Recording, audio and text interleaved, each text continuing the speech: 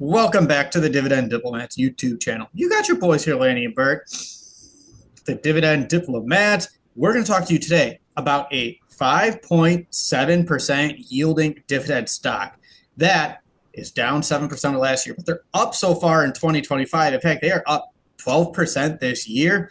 Here's the big question, Lanny. They're about to kick around a massive corporate rebuild. Are they building themselves to double in share price in the next 5 years? Or are they rebuilding themselves to get acquired? Guys, let's find out by liking this video, subscribing to this channel. A 5.7% turnaround story here, up 12% this year, down 7% since last year, and up only 6% over the course of the last 5 years. A 5.7% yield, though. Wow. 88 billion in market cap here, Bert, and a lot of cool things going on, a lot of noise being made. But where there's a lot of noise, there could be a lot of opportunity. That's right. Who are we talking about today? British Petroleum, ticker symbol BP. This is one of the major integrated oil companies I own. I bought BP after the massive oil spill in the early 2010s and for that turnaround story. But it turns out this is now the third iteration of a turnaround story that we're coming through with BP. They got Call through me the comeback kid. Yeah, so it's the third time the charm here for BP. So what is going on? Their management team got a little bit of a shakeup, and a few years ago they made a strategic pivot towards clean energy. Well, now they're reading the room and they're swinging back to petroleum. So a lot of their corporate strategy is cutting out that old strategy, going back to what made them, what made them great.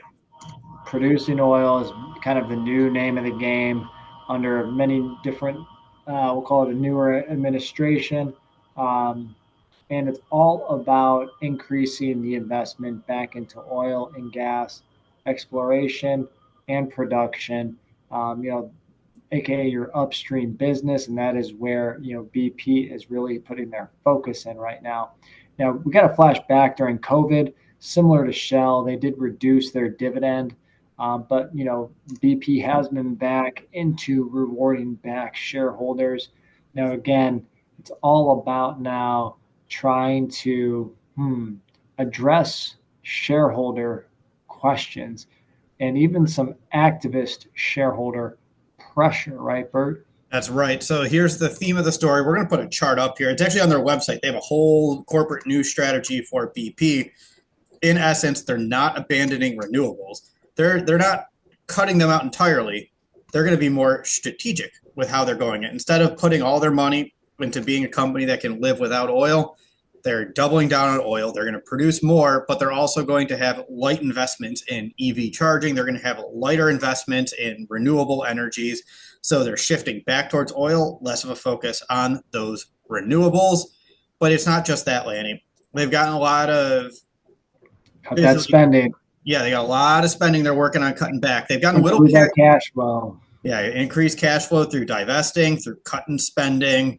That's pretty much the name of their game. And I think if we pull up here, they said they have 4 primary targets for how they're going to achieve this. Growing free cash flow at a rate of 20% with compound annual growth rate of greater than 20% for 2024 to 27. It's a big lofty goal. Reduce net debt, targeting $14 to $18 billion of net debt reductions by 2027. Cut $4 to $5 billion in spending by 2027, and generate higher returns on capital by above 16% by 2027. So again, slim down, spend less, grow your top line. Easy, right? Simple. Return on that investment, guys. Essentially, they are setting themselves up to be a well-oiled machine. No pun intended here. And you got a lot of activist pressure here. There's been a lot of push to potentially even merge with another big oil company. And that other big oil company is Shell, SHEL. So there's a lot riding on BP stock right now. And again, go ahead, Bert. Oh, I was just saying, that's what I was like teasing at the beginning of this. Are they cutting these costs for themselves, or are they cutting themselves to make themselves a better acquisition target for a Shell or another major oil company? I think both are right there on the table. You could convince me either direction. That's what's going to win both ways. Yeah, exactly. And I'm a BP shareholder myself. I don't care. Double your returns. Go ahead. Double the stock price by executing on this strategy. That's fantastic. Also, go get acquired. That's fantastic So too. it's like, also give me more dividends. Yeah, sure. Throw me some more money. Awesome. Yeah. Fantastic. I'll Throw me the money. Yeah, pump oil wherever the hell you want to. I saw they signed a contract in Iraq. They go to the moon if they need to pump oil as long as they get my They dividends just said, going. give me the That's, dollars. Because, yeah. guys, and we're going to show you the dollars by putting them through the DD stock screener, focused on the PE ratio, payout ratio, dividend growth, and dividend yield here. Again, prices are as of February 28th, because we are filming this March 2nd at about 7:45 Eastern. Man, BP, a very easy ticker symbol. No wonder it's in your portfolio, Bert.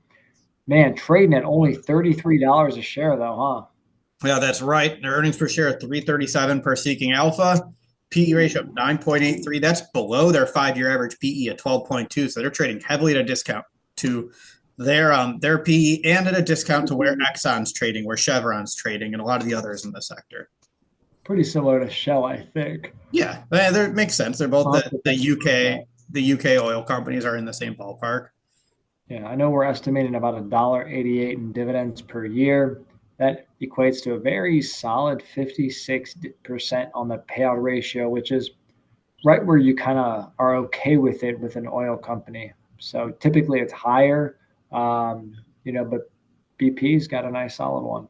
Yeah, and it's probably lower because in 2020 they cut that dividend and they've been growing it ever since. So they had 3 years of increasing that dividend.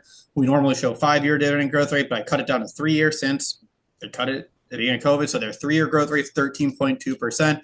Much like Shell, they cut the dividend, but then they've been rapidly increasing that dividend ever since for BP and Shell. And then when you think about it right now, again, stock is down 7% this last year, despite being up 12% this year. So that dividend yield is actually high at 5.68%. Whoo, baby, high yielding stock. Yeah, so balance sheet, current ratio is 1.25, quick ratio is 0.97x. So that's pretty solid. They're not sitting on a ton of barrels, just in some warehouse there. Debt to equity ratio is 1.21, which is a little higher than we want, but clearly BP is already focused. Doesn't concern me. They're already focused on cutting down that debt themselves. So it's not concerning. Yeah. It's great. So So here's the metrics, guys: 10 PE, 56% payout ratio, 5.7% yield. Again, solid balance sheet, and you've got all the bells and whistles and hopes of what they want to focus on: better cash flow, better earnings, cost reduction, and return on investment here. So, Bert, plus you got the activist, plus you got a potential merger rumor swirling right now. What are your thoughts right now with BP stock? oh, you're gonna love what I'm gonna say here, Lanny. Let me hear I it. um Yeah. yeah, I am not buying BP right now, but Look it's like you not can. a Look bad at you price. now, boy. What do you? Yeah, I have 106 shares of BP. Make So it 200. yeah. So I was gonna say if I couldn't remember where I was, I just checked. If I was below 100, I might buy enough to get potential options trading on the table here. But I have 106 already on the table. Look, it's a great company. I have over $3,000 in BP. Not looking to add to my position, but we've talked about how oil is discounted right now, Lanny. And yesterday we talked about how Dollar General is in a takeover, not a rebounding story that we don't feel good about. At least with BP and how this story is laying out, I don't feel terrible about if I were to throw $100 here or there, buy 5, 10 more shares of BP. I wouldn't feel terrible about it because it's a different kind of turnaround story than how I felt with Dollar General yesterday. Yeah, if this stock dropped to $32, what would you do? Yeah, I'd grab it. I mean, I have some cleanup in my Roth. This is where BP is. All those dividends are sitting there tax free. I have some smaller positions in Tax there. protected, baby. Yeah, but again, I'm not running to add money to it, but it's not a bad company. So if you told me you love BP, this is where you want to move, you believe the turnaround, or you're going to try and sneak in before they get acquired, fantastic. I believe in it. I believe in Joe Hendry. Just remember that. So I Hendry. like it. So Now, everyone, this is what's going to make me do is I'm going to have to look back again at Shell. I know they've had a couple dollar price appreciation, so I'm going to have to take a relook at them. that's fair too. You could convince me just as much to put more into my Shell position.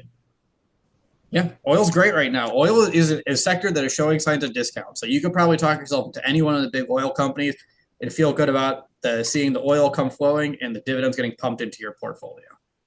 Guys, let us know. Are you buying BP stock? Is this a stock to buy right now? How else are you investing right now in 2025 to build that passive income stream to get to your why, that financial fucking freedom, baby? If you haven't already, subscribe to the channel. Give this video a thumbs up. Remember, you're either with us or you're against us, Jack. That was Bert the Hurt and Lanny from the Dividend Diplomats. Over and out.